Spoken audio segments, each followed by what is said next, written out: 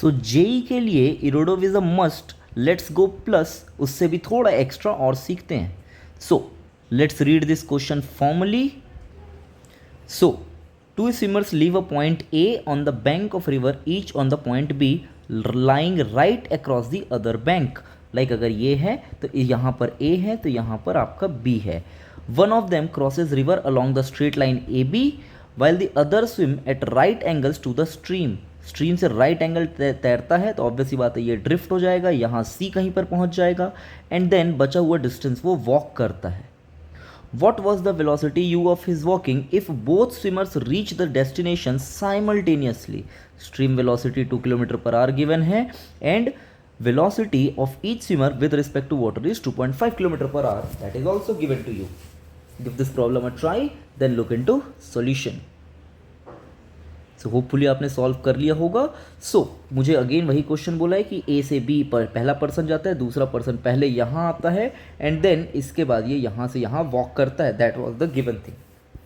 Fine. So for first person, पहले person के लिए सॉल्व करते हैं.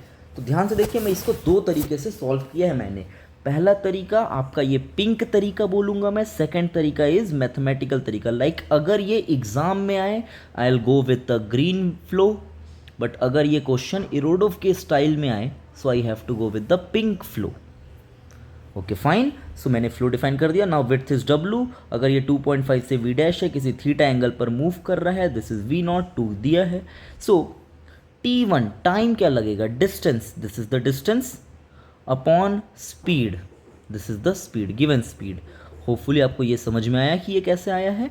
बिकॉज दिस इज थीटा तो मैं क्या लिखूंगा, V डैश का sine theta is nothing but V, so sin theta is equal to V by V dash.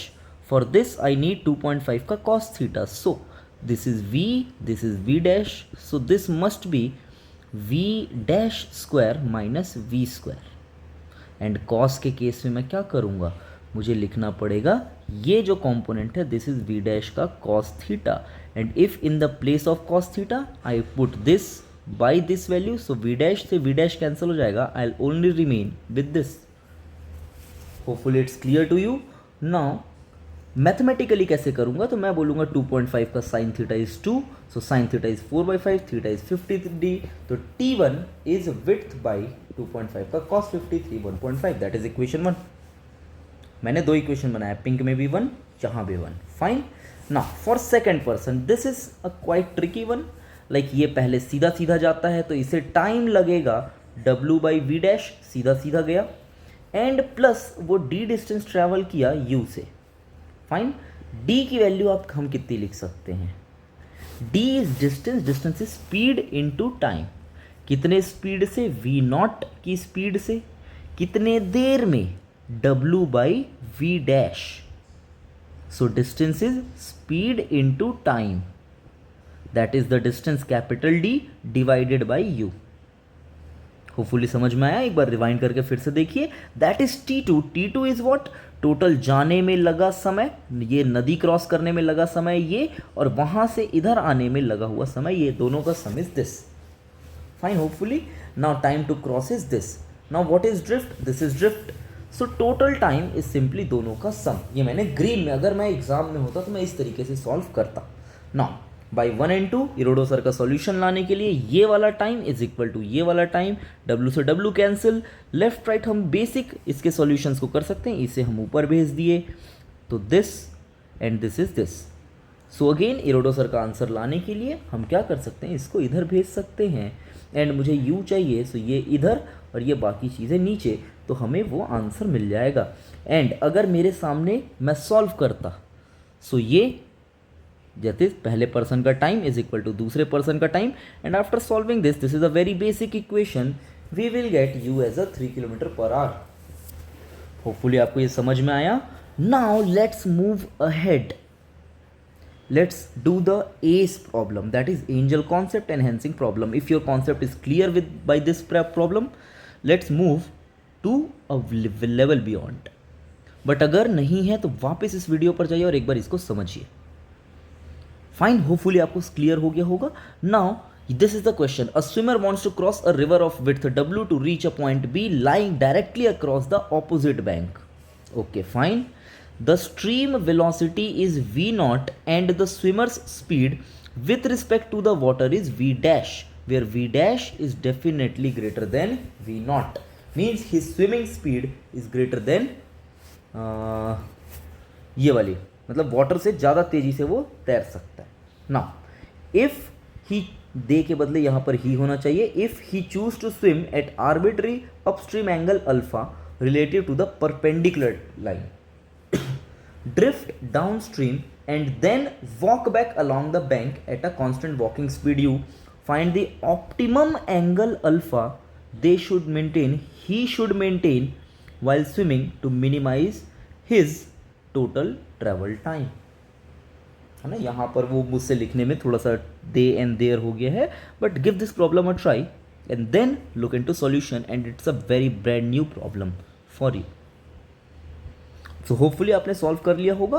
देखिए solution is not so difficult, but yes अगर आप देखेंगे तो ये v डैश, ये v, ये अल्फा, मुझे जो क्वेश्चन में बोला है w. Now t1 is w by v dash cos alpha, width upon river का ये कॉम्पोनेंट जो उसे नदी पार कराएगा. And what is the drift?